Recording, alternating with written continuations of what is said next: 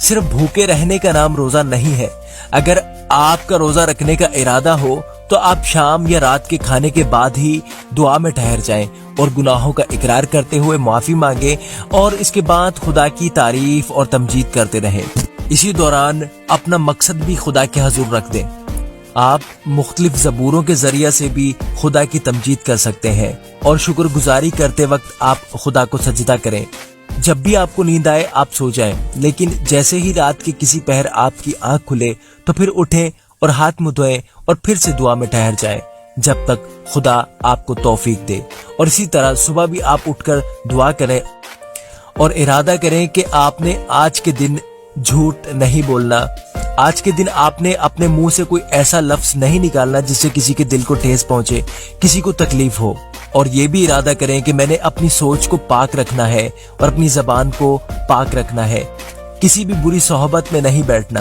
اور دعا میں بھی خدا سے آپ نے یہ کہنا ہے کہ خدا آپ کو اس روزے کے دوران اور روزے کے بعد بھی ایسی تمام برائیوں سے بچائے رکھے۔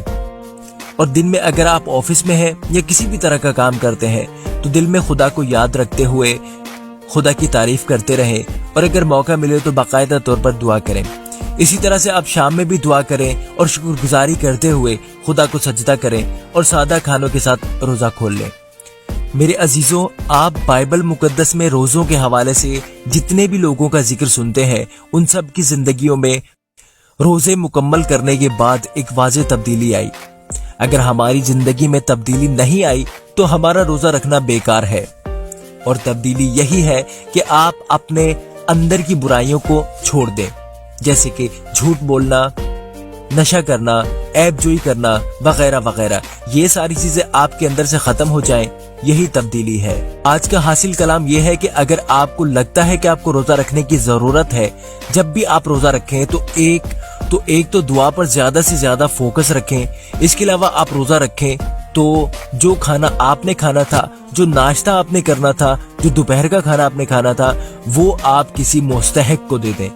اور یہ سارا کام آپ نے دکھاوے کے لیے نہیں کرنا، جو بھی کرنا ہے اس معاملے کو اپنے اور خدا کے بیچ میں رکھنا ہے۔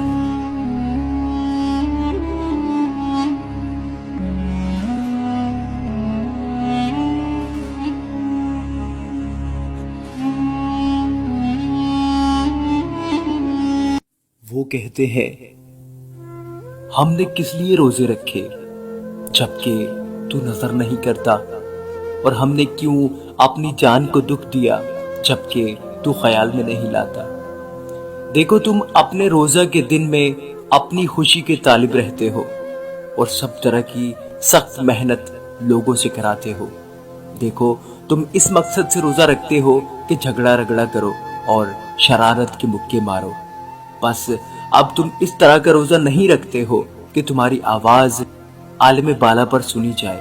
کیا یہ وہ روزہ ہے جو مجھ کو پسند ہے؟ ایسا دن کہ اس میں آدمی اپنی جان کو دکھ دے اور اپنے سر کو جھاؤ کی طرح جھکائے اور اپنے نیچے ٹانٹ اور راکھ بچھائے۔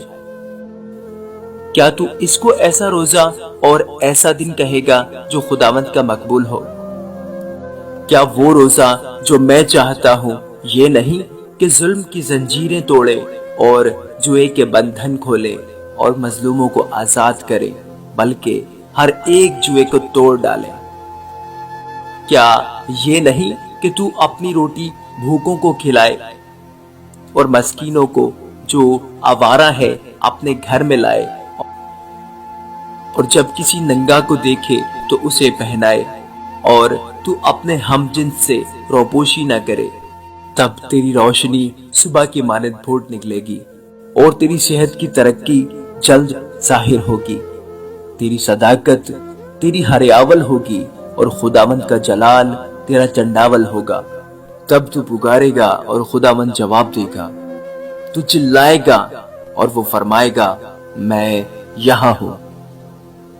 آمین۔ خداوند ہم سب کو توفیق دے کہ ہم اس کے حکموں پر چلتے ہوئے زندگی بسر کریں۔ آمین۔